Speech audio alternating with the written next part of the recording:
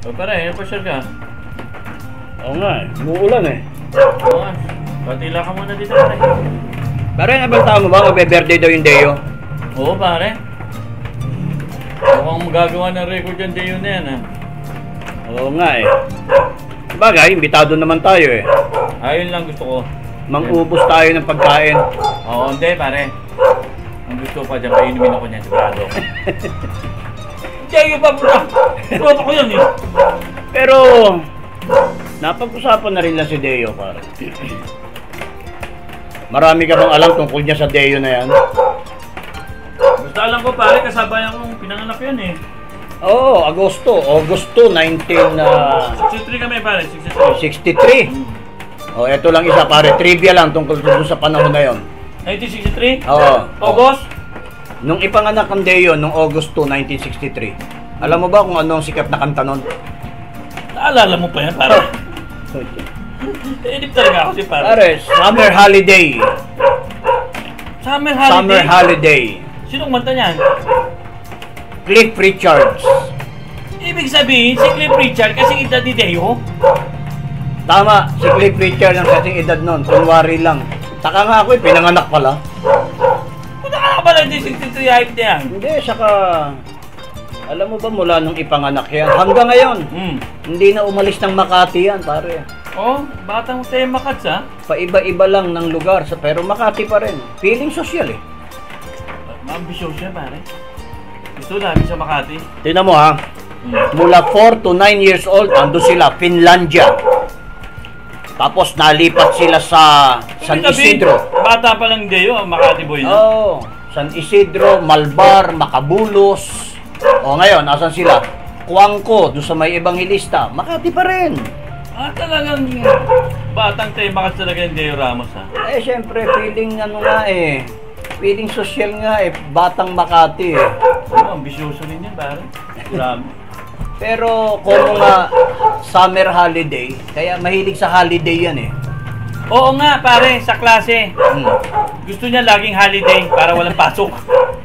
Oo, tsaka holiday kung saan saan nakakarating yan eh. Oo, lakwatsador yan, lakwatsador. Kita mo, mula nung kung saan pa. Makati lang din niya inalisa, pero kung saan saan nakarating yan. Mapa North, mapa South, mapa ibang bansa pare. Nag-Saudi Arabia pa yan eh. Talaga? Oo. Ay di ano yan, salam alaikum. Saka malaikum sala. Oh, pagkatapos na maubos yung inipon niya, uwi na rito. Doon naman sila nakasal nung kanya misis, pare. Oo. Nag-ipon muna Ni Aling Merly. Nung malaman niya na kaya na siyang buhayin ni Merly, nagpakasal na sila. Kaya sa buhay ni Deo. Oo ka ba na, patanga-tanga ka naman pare. Pa-trivia tayo, hindi mo alam pala yung trivia. Pero, si Merly lang ang babae sa buhay niya. Puta pare, dyan ako hindi naniniwan. Bakit? Ewan ko lang ha, ewan ko lang. Hindi, mayroon pang pangalawa pala. Ngayon. Ngayon, na babae. Si Ira. Yung panganay. Pwede na. Okay, pero nung nag-aaral tayo, pare high school pa lang, marami ng discarded gimmick yung Deo. Oo, parang hindi kayo malilimutan. Sabagay, nung magsimula sa high school, wala naman yun eh. Wala yan, abis. Never heard eh. Abis student lang yan naman. Nakilala lang yan doon sa kantin. Yung sinabi mo, oo pare. yung gimmick niya doon sa mga tinidor at kutsara. Oo pare, marutak yan pare. Isipin mo, yung mga kaklase natin na mayayaman, nag-iiwan ng ano yung kutsara tinidor eh. Pare, iipunin ng Deo Ramos yun.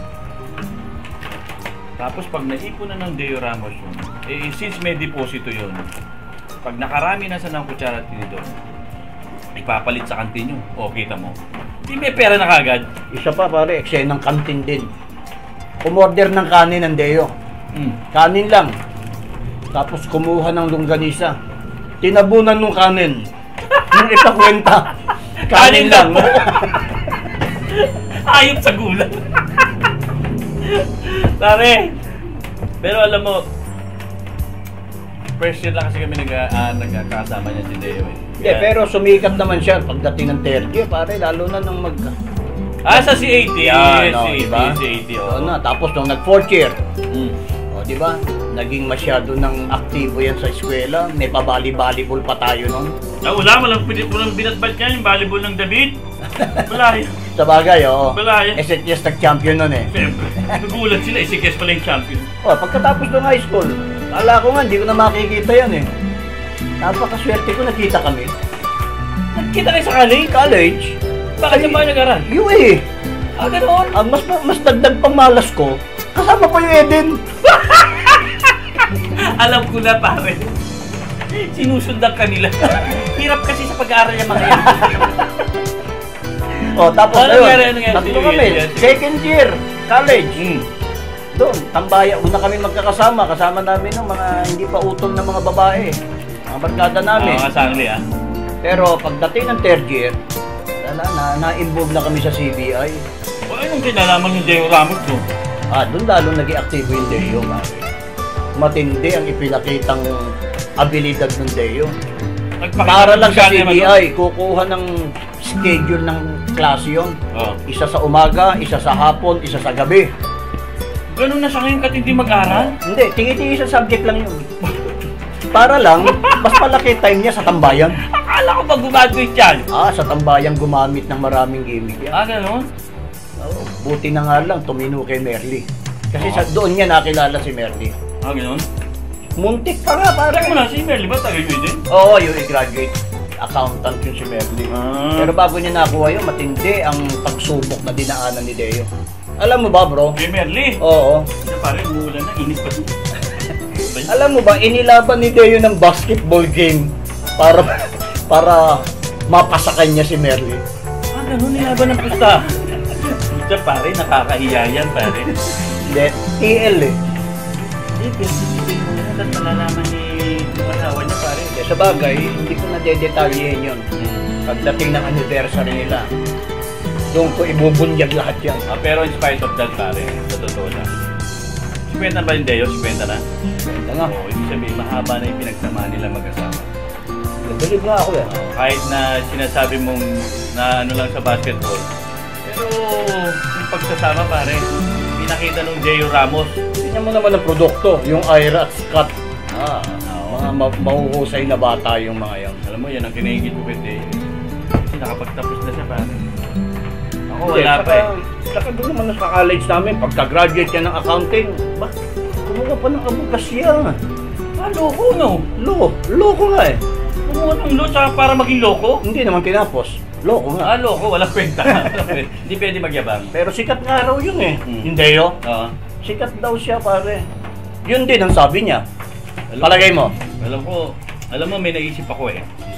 Titignan ko kung gaano kasikat yan, Deo. Bakit? Bala kong mag-random interview eh. Punta ako dun sa certain place sa Makati. Titignan ko kung sikat talaga yung Deo. Yun nga sabi niya, basta't Makati raw pare, kahit saan doon, marami siya. Kasi pare, yabang kilala raw siya ron eh. Sabi mo, since birth kilala yung Deo Ramos sa Makati. Sige pare, subukan mo. Titignan natin pare. Okay, sige. Mag-interview ko sa lugar sa Makati. Tapos usap ulit tayo, makita natin kung